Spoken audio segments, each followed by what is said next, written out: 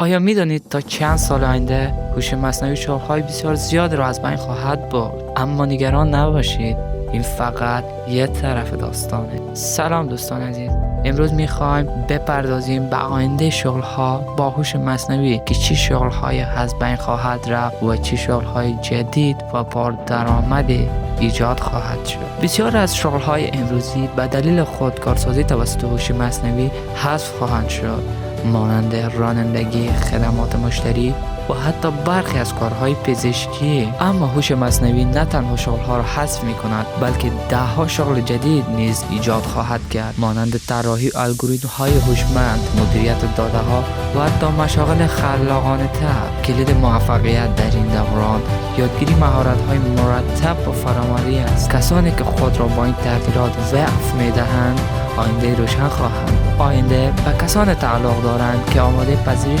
تغییرات هستند. شما چه مهارت را برای آینده خود انتخاب کردید؟ در کامنت ها حتما بنویسید. Free audio post production.